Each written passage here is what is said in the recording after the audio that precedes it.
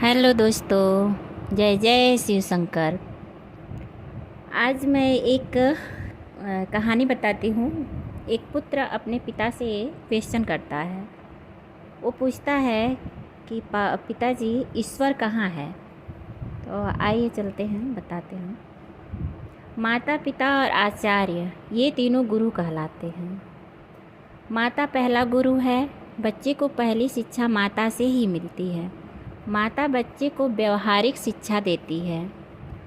उसे अपने शरीर के अंगों का, सगे संबंधियों का, बच्चे के संपर्क में आने वाले पशु पक्षियों का ज्ञान कराती है। उसे उठना, बैठना, हंसना, बोलना, दूसरों का आदर करना सिखाती है। माता पुत्र को जो शिक्षा देती है उसमें पिता भी सहयोग करता है। जब बच्चा बड़ा होता है तो उसकी जिज्ञासाएं भी बढ़ने लगती हैं। इन जिज्ञासाओं को उन्नत और प्रोत्साहित करने की मुख्य जिम्मेदारी पिता की होती है। माता सहयोग करती है। आचार्य का शिक्षा संबंधी उत्तरदायित्व उपनयन संस्कार के साथ, या यूँ कहें कि विद्यालय में प्रवेश के साथ आरंभ होता है।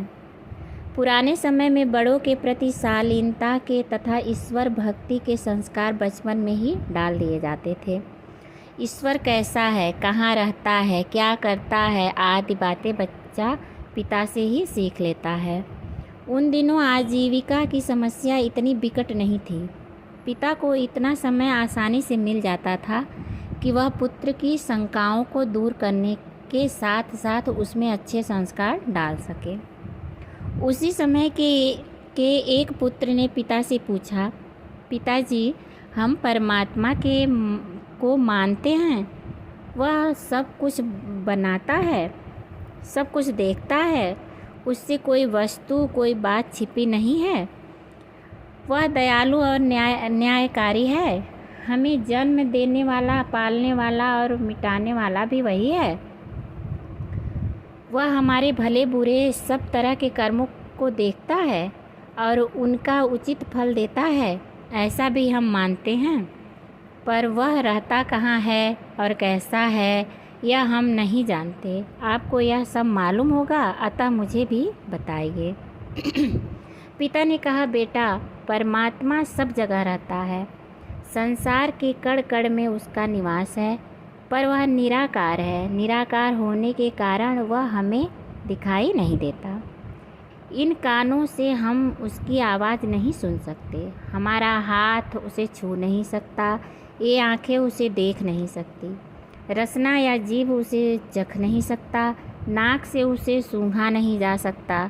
उसे बुद्धि के द्वारा विचारा जाता है, मन से मनन किया जाता है, आत्मा से अनुभव किया जाता है, योग साधना से पाया जाता है। कहा है, हर जगह मौजूद है पर नज़र आता नहीं। योग साधन के बिना उसको कोई पाता नहीं। पुत्र ने कहा, मैं समझ नहीं पाया, कुछ और खुलकर समझाइए। पुत्र को समझाने के लिए पिता ने एक मुट्ठी नमक लिया और उसे दिखाकर वह नमक पानी से भरे हुए एक शीशे के जग में डाल दिया। पानी को कुछ हिलाकर उसने पुत्र से कहा, देखो और बताओ नमक कहाँ है। पुत्र ने कहा कि नमक तो पानी में मिल गया। पिता ने पूछा, दिखता है? पुत्र ने उत्तर दिया, दिखता तो नहीं है, अदृश्य हो गया है, पर है या नहीं है तो कहाँ, सारे पानी में।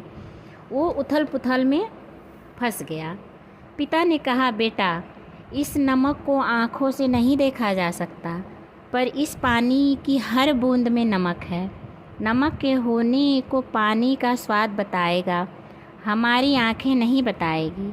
परमात्मा भी इसी प्रकार इस सारे संसार में है, सभी वस्तुओं के कण कण में है, पर उसे हमारी जीभ भी नहीं बता सकती। नमक पहले दिख रहा था, अब नहीं दिख रहा है, किंतु परमात्मा को कभी भी आँखों से या दूसरी ब्रह्म इंद्रियों से नहीं जाना जाता।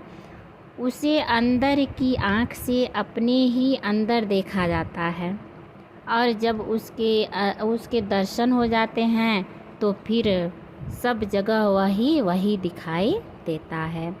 दही में घी है पर दिखाई नहीं देता, उसे निकालने के लिए दही को मथना पड़ता है। तिलों में तेल है पर दिखाई नहीं देता, तेल पाने के लिए तिलों को पेरना पड़ता है। लकड़ी और पत्थर में छिपी आग को देखने के लिए उन्हें रगड़ना पड़ता है। इसी प्रकार हमारे अंदर तथा बाहर के सारे संसार में उस परमात्मा को अंदर की आँखों से देखने के लिए योग की आवश्यकता है। उसे ध्यान के द्वारा अनुभव करने के लिए आत्मा और परमात्मा के मेल की साधना आवश्यक है।